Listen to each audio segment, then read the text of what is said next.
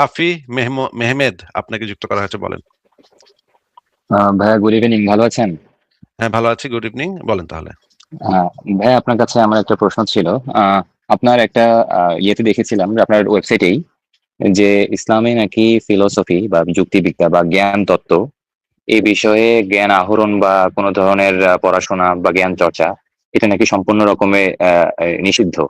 তো এইটার কি কোনো ভাইয়া, মানে এটা নিয়ে just একটু জানতে চাচ্ছিলাম যে এটার এভিডেন্স কি আপনার কাছে আছে কি? বিকজ আমি আই এম নট এ মানে ডাইহেড মুসলিম, আমি জাস্ট সেক অফ আস্কিং, মানে জানার জন্য আর কি। আর আরেকটার আচ্ছা, সাথে সেকেন্ড এটার সাথে রিলেটেড, এটা এটা হচ্ছে একটু যারা যুক্তিবিদ্যা পড়তেছে মুসলমান। এটা একটু শেষ করি ভাই, তারপরে আপনি দ্বিতীয়টাতে যান, কারণ দুইটা কোশ্চেন শিওর হলে আমার শিওর শিওর শিওর শিওর উত্তর দিতে প্লিজ। একটু কষ্ট হয়। আপনি সংশয়.com-এ ঢুকবেন, সংশয়.com-এ ঢুকে নিচে দেখবেন যে আহ, এখানে গেলে দেখবেন একটা লেখা আছে, ইসলাম কি যাচাই করার সুযোগ দেয়। এইটা হচ্ছে একটা লেখা। এই লেখাটা আপনি যদি যান তাহলে আপনি দেখবেন যে এটার ভিতরে আহ, একটা দীর্ঘ প্রবন্ধ আছে। প্রবন্ধটা অনেক বড়। আপনি সময় নিয়ে প্রবন্ধটা পড়বেন। প্রবন্ধটা তাড়াহুড়া করবেন না, একটু বড় প্রবন্ধ, কিন্তু আপনার যদি আসলেই জানার ইচ্ছা থাকে তাহলে আপনি ভালোভাবে পড়বেন আর কি।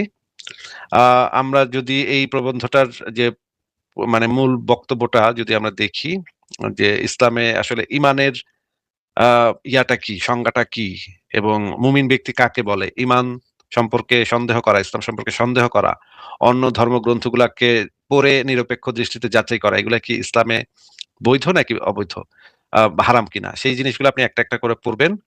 এবং তারপরে আপনি দেখবেন যে এখানে একটা চ্যাপ্টার আছে, দর্শন শাস্ত্র বা যুক্তিবিদ্যা পড়া হারাম। আমরা একটু আপনি যেহেতু এই প্রশ্নটাই করেছেন, আপনি আগের গুলাও পড়বেন।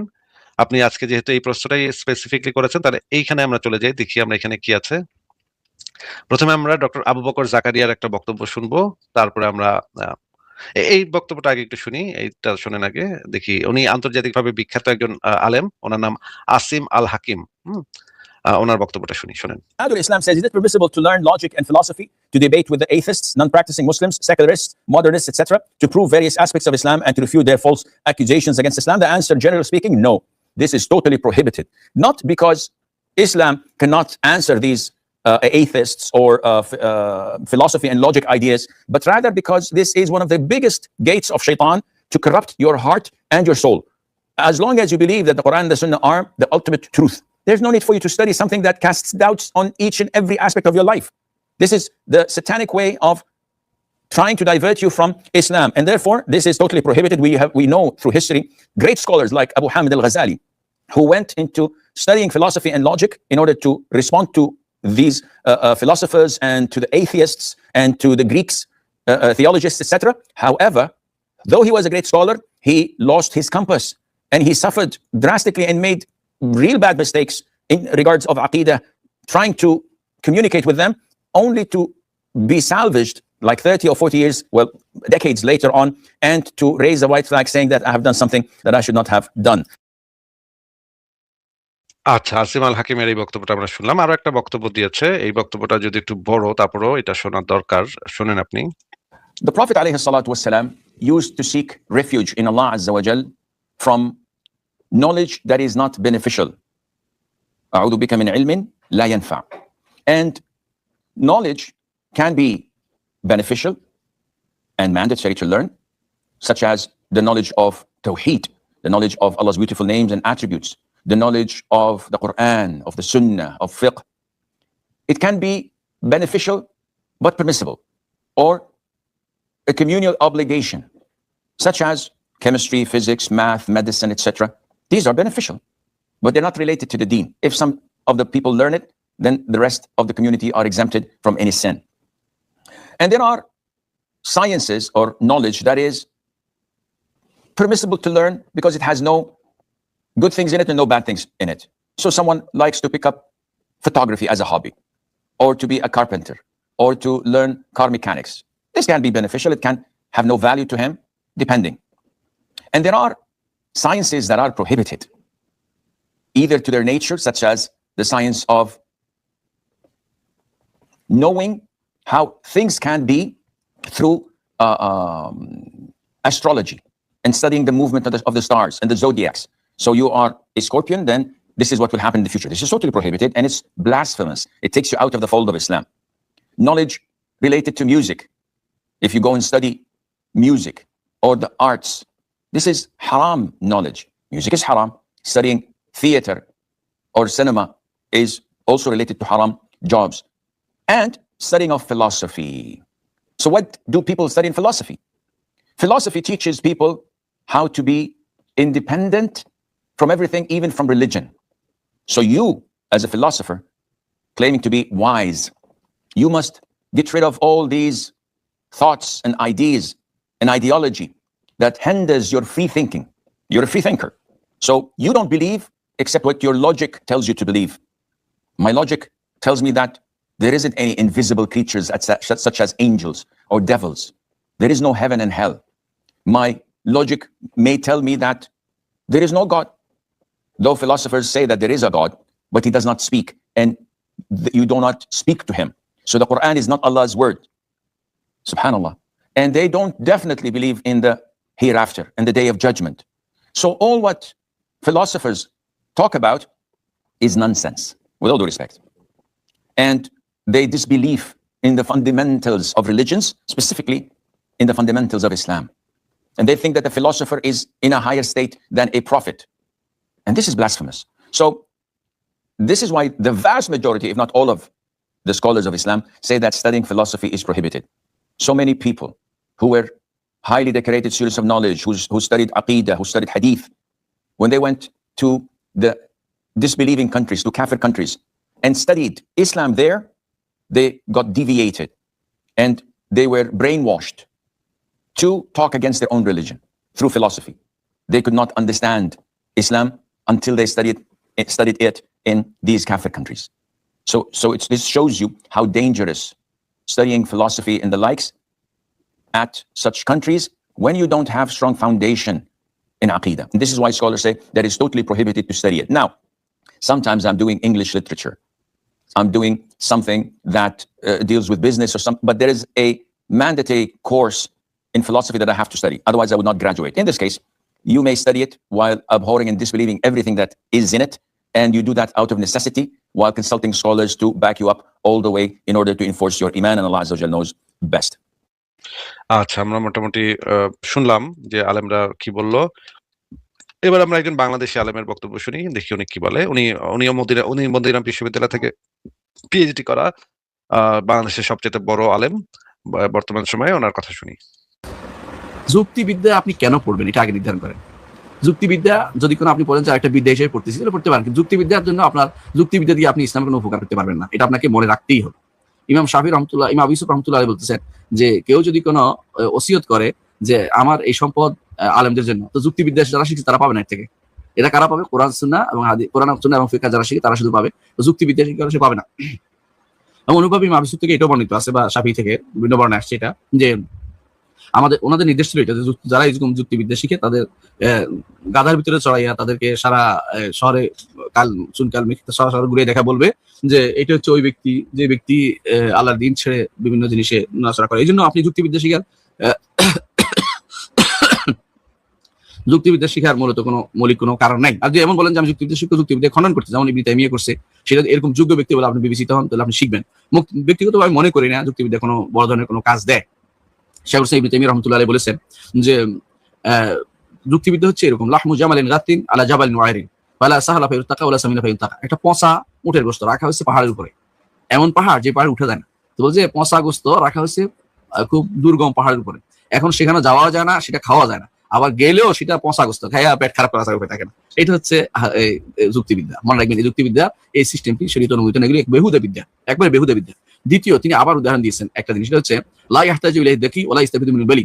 যুক্তিবিদ্যা হচ্ছে এমন বিদ্যা যেটা বুদ্ধিমানের কোনো দরকার লাগে না, বুদ্ধিমান না পড়ে দুনিয়া পারে, এগুলি বলতে পারে। অর্থাৎ যুক্তিবিদ্যা হচ্ছে বেহুদা বিদ্যা। আমি এই জন্য বলি না কাউকে শিখার জন্য, একেবারে বেহুদা জীবনও কাজে লাগবে না আপনার, এমন ইমানিয়ত কাজে লাগবে না, আকীদাত কাজে। এই বিদ্যা একেবারে না হলে কোনো অপকার হবে না। কারণ আপনি জানেন সাহাবায়ে কেরাম জান্নাতি হয়ে গেছে, বিদ্যা লাগে নাই। তাবেঈনরা জান্নাতি হয়ে গেছে, বিদ্যা লাগে নাই। তাবেঈনরা জান্নাতি হয়ে গেছে, বিদ্যা লাগে নাই। আবু হানিফা রাহমাতুল্লাহ আলাইহি বিদ্যা থেকে মুখ ফিরিয়ে নিয়েছেন, বলছে যে এই বিদ্যা আমার কোনো কাজে লাগবে না। তারপরে ইমাম মালিক জীবনেও পড়ে না, এই বিদ্যার নাম গন্ধ তিনি জানতেন না। ইমাম শাফিঈ এই বিদ্যা পড়েন নাই কোনোদিন। ইমাম আহমদ ইবনে হাম্বল তো বিদ্যার নাম গন্ধ নাই, দেখছেন না। মালিক, আবু হানিফা, মালিক, শাফিঈ, আহমদ কেউ পড়লো না। সাথে সাথে দেখেন ইমাম বুখারী, মুসলিম, আবু দাউদ, তিরমিজি, নাসাই, ইবনে মাজাহ, ইমাম তাবারানী, অনুরূপভাবে ইমাম আরো যত ইমাম আছে, এরা কি কোনোদিন যুক্তিবিদ্যা পড়ছে? কিন্তু ওদের কি কোনো ক্ষতি হয়েছে? দিন মানতে অসুবিধা হয়েছে? যুক্তিবিদ্যা দিয়ে ওদের কোনো উপকার হয়েছে? হয় নাই। এই জন্য যুগ যুগ ধরে আমরা বলতো মান তাআল্লামাল ইলমা বিল কালাম ফাকাদ তাযান্দাকা, যে এলমে কালাম দিয়ে, যুক্তিবিদ্যা দিয়ে যে ব্যক্তি এলম শিখেছে জিন্দিক হয়ে যায়, সিন্দিক হয়ে যায়, অর্থাৎ একসময় পথভ্রষ্ট, একসময় সে আল্লাহ সম্পর্কে সন্দেহ করতে থাকবে। আবার তারাও বলেছেন যে ওমান তাআল্লামা কিমিয়া ফাকাদ ফালসাফা, যে ব্যক্তি কেমিক্যাল, তখনকার দিনে কেমিক্যাল একজন হাস্যকর জিনিস, এটা ওটা মিলিয়ে একটা বানাইতো, তেমন এটা দিয়ে করতে, এটা দিয়ে তাকে পয়সাও বানাইতো। বলছে এই পয়সা কাজে লাগে না, রাস্তাঘাটে চলে না, এগুলো হচ্ছে শুধু গরমে দেখানো যায়, বেলকি দেখানো যায় শুধুমাত্র। আমি দেখানো হলে তো জাদুকররা পয়সা লইতে বেশি, জাদুকররা ফকির, জায়গায় জায়গায় জাদু দেখাইয়া করে টাকা পায়, এটা দিয়ে চলে। তো সে যদি জাদু দিয়ে টাকাই বানাতে পারতো, তাহলে জাদু লক্ষ লক্ষ টাকা বানাই ফেলতে পারতো। এর অর্থ হচ্ছে এরাই হচ্ছে ভেলকিবাজ। আপনি ভেলকিবাজি শিখবেন কেন? আপনি কোরআন শিখুন, হাদিস শিখুন, আপনি ইমামদের মতো হন, আপনার পূর্বসূরি নির্ধারণ করুন, আপনার আদর্শ কারা তার আগে ঠিক করে নেন, তারপর আপনি সেটাতে যান। এটা ইনশাআল্লাহ আপনার কাজ দেবে। আশা করি বুঝাতে পারছি আপনাকে যে এই বিদ্যার কোনো প্রয়োজন নেই, এই বিদ্যা একদম ফালতু বিদ্যা। এবং যারা এই বিদ্যা পড়ে, তারা এটা অহংকার যারা করে, তারা নিজেরা অহংকারী, তারা বুঝে না আল্লাহর দিন সম্পর্কে, তারা অজ্ঞ। তারা তাদের ওস্তাদ মানছে কাদেরকে জানেন? গ্রিক দর্শন, যারা নাস্তিক, যারা আল্লাহ সম্পর্কে সবচেয়ে অজ্ঞ, যারা আল্লাহ সব কিছুই জানতো না, এবং আল্লাহ বলতে তারা বুঝতো মাথার ব্রেনে যা আছে তা, এরকম একটা ধারণা করা জিনিস। এবং তাদের অথবা তাদের সেরা চামনা যারা আছে, ইবনে সিনা, ফারাবি, কিন্দি, এগুলি দর্শন বস্তা দর্শন, এগুলি কোনো গুণে ধরা দর্শন, এগুলি কোনো কাজে লাগে না। এগুলি কিছু মানুষ এসে এখন নতুন করে আবার চালু করার জন্য এগুলি দেওয়ার অর্থ হচ্ছে কোরআন এবং সুন্নাহর বিরোধিতা করা। কোরআন ও সুন্নাহ হচ্ছে দর্শন নয়, যুক্তিবিদ্যা নয়। কোরআন ও সুন্নাহ হচ্ছে ঈমান বিদ্যা, গায়বিয়াতের উপর ঈমান, গায়বী জিনিসের উপর ঈমান রাখা। আর হচ্ছে যুক্তি দিয়ে ঈমান আনাবেন, যুক্তি দিয়ে ওই জাতীয় ঈমান আল্লাহ তাআলা আমাদেরকে দায়িত্ব দেন না, এটা আমাদের দরকার নেই। আলহামদুলিল্লাহ। আচ্ছা, আমার মনে হয় যে মোটামুটি আমি দেখা ফেলছি, যা বলার বলে ফেলছি। এবং এছাড়াও যদি আপনি শারহুল আকিদা আত-তাহাবিয়া গ্রন্থটা পড়েন, এই গ্রন্থের ভিতরে যে জিনিসটা লেখা আছে যে যুক্তিবিদ্যা এটা সম্পূর্ণভাবে নিষিদ্ধ, শুধুমাত্র তাদের জন্য এটা জায়েজ যারা হচ্ছে ইসলাম সম্পর্কে অনেক পাণ্ডিত্য অর্জন, ইমাম ইবনে তাইমিয়া পর্যায়ে যদি কেউ যায়, সেই পরিমাণ পাণ্ডিত্য অর্জন করে, তখন গিয়ে তার জন্য কিছু ক্ষেত্রে বৈধ হইতে পারে। কিন্তু সেটা নিয়েও আবার অনেকের দ্বিমত আছে। মানে সাধারণ মানুষের জন্য তো যুক্তিবিদ্যা, দর্শন, ফিলোসফি, গ্রিক ফিলোসফি এগুলো পড়া একদম সম্পূর্ণভাবে হারাম। যদি ইবনে তাইমিয়া পর্যন্ত কেউ হয়, তখন হয়তো কিছু ক্ষেত্রে মানে ওই দর্শনকে ভুল প্রমাণ করার জন্য কিছু ক্ষেত্রে এটা জায়েজ হইলেও হইতে পারে। সেটা নিয়ে বিভিন্ন আলেমদের ভিতরে একটা ইখতিলাফ আছে, একটু সামান্য মতবিরোধ আছে, কিন্তু সব আলেমই এই বিষয়ে একমত যে সাধারণ মানুষের জন্য এটা একেবারেই জায়েজ নাই। এবং এই বিষয়ে যে একটা বিখ্যাত গ্রন্থ আছে, এই যে এই গ্রন্থটার নাম হচ্ছে গিয়ে আল ফিকহুল আকবর, যেটা বাংলায় সম্পাদনা করেছেন ডক্টর খন্দকার আব্দুল্লাহ জাহাঙ্গীর। উনি যে জিনিসটা এখানে বলেছেন সেটাও আপনি এখান থেকে পড়তে পারেন। গ্রিক ফিলোসফি পড়া সম্পর্কে মানে ইমাম আবু হানিফার আকিদা কি ছিল, যে আকিদাটা হচ্ছে ইসলামের সহি আকিদা, সেই আকিদা কি ছিল সেখানে পরিষ্কারভাবে বলা আছে। এবং ইনিও লিখেছেন যে গ্রিক ফিলোসফি পড়লে তাদেরকে গাধার পিঠে চড়াইয়া, এলাকা ঘুরাইয়া, মাথায় আলকাতরা মাইখা, জুতার মালা গলায় ঝুলাইয়া, খেজুরের বেদ দিয়া পিটাইতে হবে। এইটা হচ্ছে ইমাম শাফির কথা না মালিকের কথা যেন, হ্যাঁ। তো এইটা হচ্ছে বিধান, যারা যুক্তিবিদ্যা চর্চা করবে, যারা ফিলোসফি পড়তে যাবে, তাদের জন্য ইসলামের বিধান হচ্ছে এইটা। হ্যাঁ, আপনি পুরা লেখাটা ভালো করে পড়েন আগে, তারপরে আপনি আরো এই বিষয়ে আরো বিস্তারিত জানতে পারবেন। বলেন, আপনার কি এই বিষয়ে আর কিছু বলার আছে? জি ভাইয়া, প্রথমত ফার্স্ট যিনি ইন্টারন্যাশনাল বক্তা ছিলেন উনি বলল যে সকল কিছুতে কারণ খোঁজা, to search the reason of it.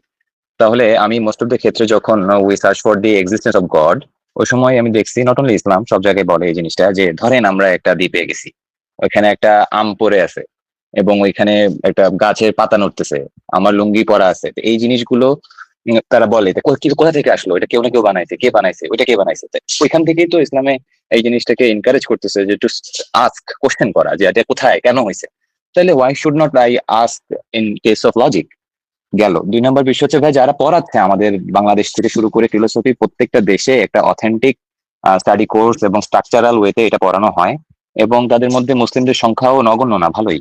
তাহলে তারা কেন এটা বর্জন করতেছে না? মানে এটার লজিকটা কি? এটার পিছনে তাদের লজিকটা কি হতে পারে ভাই? কারণ হচ্ছে বিশ্ববিদ্যালয়ে মানে দর্শন শাস্ত্রটা বেশিরভাগ ছেলেপেলেই পড়তে চায় না। যারা একেবারে চান্স পাইতেছে না, কোথাও চান্স পাইতেছে না, কিন্তু ঢাকা ইউনিভার্সিটিতে পড়ন লাগবো ভাই। তো ঢাকা নেলে তো ভাই মানছে কি কইবো, এলাকাবাসী আত্মীয় স্বজন কি কইবো।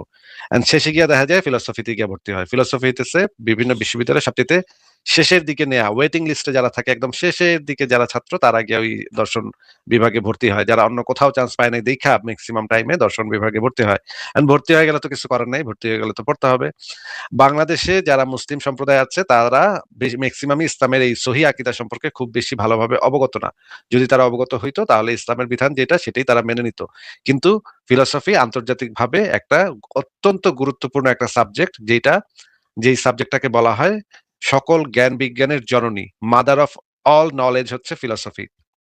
ফিলোসফি থেকে সব মানে জ্ঞান বিজ্ঞানের সূচনা হয়েছে সবকিছু ফিলোসফি থেকে। এই ফিলোসফি যদি মানুষ না শেখে তাহলে তো আসলে একটা জাতির কখনো আহ, মুক্তি ঘটবে না। আমি মনে করি ফিলোসফি যদি না পড়ে একটা জাতিসত্তা তাহলে সেই জাতির তো আসলে কোনো ভবিষ্যৎ নাই, এটা তো সারা জীবন ওই জিহাদ জিহাদ করেই কাটায় দিবে। হ্যাঁ, এখন এই জিহাদি ইসলামের অনেক কিছু সম্পর্কে বাংলাদেশের মানুষের অনেক ভুল ধারণা আছে। যেমন বাংলাদেশের মানুষ এখনো ওই মাজার টাজার বানায়, পূজা টুজা করে, সিজদা টিজদা করে, এগুলা ইসলামের সহি আকীদা না। কবর বানায় কবরের উপরে মানে ইয়া বানায়, বড় বড় কবর বানায়, এগুলো ইসলামের সম্পূর্ণভাবে হারাম। তো বাংলাদেশের মানুষ কি ফলো করে সেটা দিয়ে তো আসলে ইসলামের কিছু যায় আসে না। ইসলাম হচ্ছে গিয়ে যেটা স্ট্রিক্টলি বলে যে ফিলোসফি, স্পেশালি গ্রিক ফিলোসফি, সেটা একদম সম্পূর্ণভাবে হারাম। কিন্তু আহ আরেক ধরনের যুক্তিবিদ্যা ইসলামে আছে, সেটাকে বলা হয় যে ইসলামিক যুক্তিবিদ্যা। মানে হইতেছে আগে কোরআন হাদিসকে সত্য বলে আপনার স্বীকৃতি দিতে হবে, স্বীকার করে নিতে হবে, ওইখানে কোনো প্রশ্ন করা যাবে না, ওইখানে কোনো কেমনে কি হইলো সেগুলো নিয়ে কথা কন যাবে না, ওইটারে অন্ধভাবে নাকে দড়ি বাঁধা উটের মতো মাইনে নিয়ে তারপর যদি আপনি যুক্তির চর্চা করতে চান সেটা ইসলামে কিছু কিছু ক্ষেত্রে জায়েজ আছে। কিয়াস করা ইসলামে কিছু কিছু ক্ষেত্রে জায়েজ, কিন্তু এই কিয়াস করাটা নির্ভর করে কোরআন হাদিসকে আপনি বিনা শর্তে, বিনা দ্বিধায়, বিনা যুক্তি ব্যবহার করে, বিনা মগজ ব্যবহার করে মাইনে নিবেন, বলদের মতো অন্ধবিশ্বাস করবেন, তখন গিয়ে আপনি কিয়াস টিয়াস করতে পারবেন। কিয়াস ফিয়াস আর যা আছে, মান্তেক শাস্ত্র আছে একটা, মাদ্রাসাতে পড়ানো হয়, এন্ড এইগুলা তো পাঠ্যপুস্তকে অন্তর্ভুক্ত করে দেয়, কারণ বর্তমান বিশ্বে চলার জন্য তো এগুলা পড়তে হবে, নইলে তো সারা পৃথিবীতে চলতে পারবে না। মান্তেক শাস্ত্র যদি না পড়ে তাহলে তো চলতে পারবে না এই মাদ্রাসার পোলাপান। তখন সরকার যেগুলা করে, সরকারগুলা মানে জোর করে কিছু জিনিস ঢুকায় দেয়। হ্যাঁ, তবে ওই মান্তেক শাস্ত্র আবার পরিমার্জিত শাস্ত্র, ওইখানে আবার গ্রিক ফিলোসফি থাকে না। গ্রিক ফিলোসফি সম্পর্কে সাধারণ বর্ণনা থাকে যে অ্যারিস্টটল টোটল এরা ছিল, এরা কিছু কথা কইছে, এরা নাস্তিক, এরা সবাই নাস্তিক, এরা কাফের, এরা ইসলাম বিদ্বেষী, এইগুলা বইলা টইলা ওগুলা কাটায় দেয়। খুব একটা গভীরে যাওয়া হয় না এই বিষয়গুলোর। তো আপনি যদি তাহলে ইসলামকে সঠিকভাবে মানতে চান তাহলে দর্শনকে আপনার ত্যাগ করতে হবে। ভাই, তাহলে যদি আমি একটা আমার নিজস্ব একটা মতবাদ আমি তৈরি করি এজ আ কাল্ট, মানে আমি নর্মাল যেটা বর্তমান বিশ্বে এই জিনিসগুলো হচ্ছে, অনেক অনেক কাল্ট আমরা দেখছি আমাদের দেশ থেকে শুরু করে বিভিন্ন জায়গায়। তো আমি যদি বলি যে ঘোড়া আকাশে ওড়ে, এটা বিশ্বাস করতে হবে এট ফার্স্ট, তারপর we can put any kind of logic. এটা কি লজিক্যাল কিনা আমি জানি না। যাই হোক ভাই, এই প্রশ্নটা এটা মানে মানে যুক্তিবিদ্যার এটা যুক্তিবিদ্যার প্রাইমারি শর্তই ভঙ্গ করে। মানে একদম মানে ইয়াই যেটা ডেফিনেশনের সাথেই যায় না। এই ধরনের যুক্তিবিদ্যা যারা চর্চা করে এটা তো যুক্তিবিদ্যার ডেফিনেশনের সাথে যায় না। জি ভাইয়া, আমার আরেকটা প্রশ্ন ভাইয়া, যে এটা নিয়ে অনেক কথা বললাম, অনেকে হয়তো বা লাইনে আছে। এটা হচ্ছে হাজরে আসওয়াদ, যেটাতে হচ্ছে হজে গেলে মানুষজন উন্মাদ হয়ে যায়, যে এখানে somehow I need to go and kiss that particular stone. To me, আমার কাছে এটা আমি দেখতেছি একটা পাথর, এটার ভিতরে কি আছে, এটার এলিমেন্ট কি, এটার অনেক আলাদা একটা এলিমেন্ট দিয়ে তৈরি, যে এলিমেন্টটা আমি জানি না, ওইটা সম্পূর্ণ ভিন্ন কথা, ওদিকে আমি যাব না। আমার কথা হচ্ছে সাবস্টেন্সটা আমি দেখতেছি, I can touch, I can see, এবং আই ক্যান মানে আমার পাঁচটা ইন্দ্রিয়, সব যে কটা ইন্দ্রিয় আমার আছে আল্লাহ মানে যেটা বলে আর কি, তাহলে আমি প্রত্যেকটা দিয়েই আমি বুঝলাম। তার মানে বুঝতেছি এটা জান্নাতি পাথর, যেহেতু তার মানে এটা জান্নাত থেকে আসে, অবশ্যই জান্নাতে এরকম আরো পাথর আছে, ইজন্ট ইট? তো তার মানে কি জান্নাতে কি সাবস্টেন্সিয়াল, মানে এটা কি উই তার ক্যান মানে সি ইট? হ্যাঁ, থাকলে তার এটা মানে কোথায়? ঠিকই বলেছেন। তার মানে জান্নাত হচ্ছে একটা বস্তুগত জগৎ, এটা কোনো মেটাফিজিক্যাল কিছু না। আমি আপনাকে একটা লেখা দেখাচ্ছি, এই লেখাটার ভিতরে এই জিনিসগুলা বিস্তারিত ভাবে আছে। এই জিনিসগুলা যদি আপনি, এই লেখাটা যদি আপনি পড়েন, সেটার ভিতরে আপনি এই বিষয়গুলা নিয়েই আপনি যে প্রশ্নটা করলেন সেটাই এই লেখাটার আলোচ্য বিষয়। ইসলামে আকীদাগত বিষয়গুলো কি মেটাফিজিক্যাল? মানে অনেক সময় মুমিনরা বলে যে এগুলো তো ভাই মেটাফিজিক্যাল, এগুলোর তো কোনো প্রমাণ নাই, এগুলো আমরা প্রমাণ দিব কেমনে, এগুলো তো বাস্তব বস্তু জগতের অন্তর্ভুক্ত না, এটা বলে।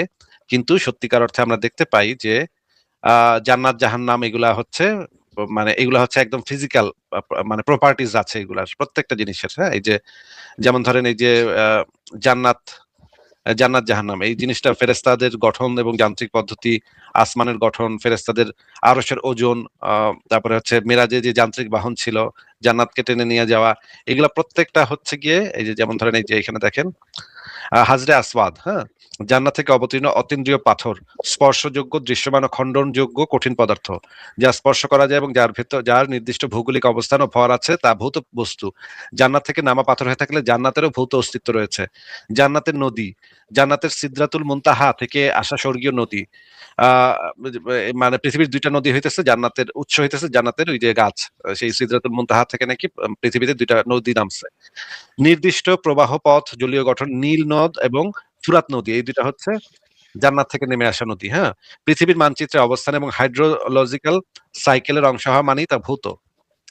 জাহান্নামের নিঃশ্বাস থেকে ঋতু পরিবর্তন হয়, এটা হাদিসে বলা আছে যে জাহান্নাম যখন নিঃশ্বাস নেয় তখন ঋতু পরিবর্তন হয়, তার মানে তাপ সঞ্চালন হচ্ছে, এটা তো একটা ভৌত ভাইয়া পদার্থ। তো ভাইয়া একটু ভাই আপনাকে একটু মাঝখানে একটু যেটা প্রশ্ন করবো, তাহলে ভাইয়া যেসব জায়গায় Antarctica, south pole, north pole, ওইখানে তাহলে এটা আমার এই লজিকটা কিভাবে একটু কাজ করে একটু যদি বুঝাই বলতেন ভাইয়া। কাজ করে না ভাই, কাজ করে না। আমি কিভাবে বুঝাই বলবো, আমিও তো বুঝি না। ও আচ্ছা ফ্ল্যাট সরি। আর্থ ফ্ল্যাট আর্থ হইলে শুধুমাত্র এই জিনিস হওয়া সম্ভব, এই জিনিস গোলাকার পৃথিবীতে এই জিনিস হওয়া সম্ভব না। মোহাম্মদ জানতো না যে পৃথিবী গোলাকৃতি, এই কারণে এই সমস্ত উদ্ভট কথাবার্তা বলে গেছে। এই যে সে ভাবতো সারা পৃথিবীতে একই সাথে ঋতু পরিবর্তন হইতেছে, আসলে সেটা না, এক এক জায়গাতে এক এক রকম, এবং এক এক জায়গায় ঠান্ডা, এক এক জায়গায় শীত। মোহাম্মদের এই ধারণাটা ছিল না। সূর্যের থেকে দূরত্ব এক এক জায়গার এক এক রকম। তো জাহান্নামের গভীরতা, যদি জাহান্নামের গভীরতা মাপতে মানে 70 বছর ধরে পড়তে থাকবে, সেটাও একটা ফিজিক্যাল প্রপার্টি। আসমান এবং মিরাজ, এগুলো হচ্ছে শক্ত আসমান, দরজা, পাহারাদার এবং যান্ত্রিক বাহন বুরাক, এগুলা মিন করে এগুলোর বাস্তব জগতে বস্তুগত অস্তিত্ব আছে। তারপর জাহান্নামকে টেনে আনা, সেটা হচ্ছে সিড। ভাইয়া এরা মনে হয় আমার একাডেমির ফিলোসফার ভাইয়া, যেটা আমি হয়তো বা কিছুক্ষণ আগে বললাম আর কি। হ্যাঁ, তো এইখানে যদি তারপরে আপনি যদি দেখেন যে আল্লাহর পা আছে, হাত আছে, মানে চেহারা আছে, আল্লাহ বস্তুগত, এটাও হাদিসে বলা আছে যে আল্লাহ কিন্তু একটা বস্তুগত সত্তা। তো এই জিনিসগুলো অ্যানালাইসিস করলে পরিষ্কারভাবে বোঝা যায় যে ইসলামের এই জিনিসগুলো মেটাফিজিক্যাল না, এগুলা হচ্ছে বস্তুগত, এগুলার আছে। তাহলে এই লেখাটা আপনি পড়তে পারেন, পুরো লেখাটা। এই লেখাটার ভিতরে আমি সব কিছু অ্যাড করে দিয়েছি, আরো ভবিষ্যতে আরো বিভিন্ন জিনিস অ্যাড হবে। আহ তা তো আপনি এই লেখাটা পড়েন। হ্যাঁ, আর আর কি কিছু বলবেন আপনি? না ভাইয়া থ্যাংক ইউ, এটা একটু জানা দরকার ছিল কজ এটা যদি মানে সাবস্ট্যান্সিয়াল কোনো কিছু হয়ে থাকে তাহলে তো অবশ্যই মানুষজন এটা দেখতো। ও ভাই সরি, আরেক ছোট্ট একটা প্রশ্ন, বেশি সময় নেব না। ডাইনোসর আমাদের পৃথিবীতে বিলং করতো 63 মিলিয়ন ইয়ার্স আগে। এটার অস্তিত্ব বিভিন্ন জায়গায় পাওয়া গেছে, ফসিল পাওয়া গেছে, অনেক কিছু। তো যেহেতু মেরাজ একটা ঘটনা বলা আছে যে নবী বুরাকে করে 7টা আসমান ঘুরে আসছে, অনেক দূর পর্যন্ত গেছে, টাইম মানে ওনার ফ্লাইট কাউন্ট অনেক ভালো।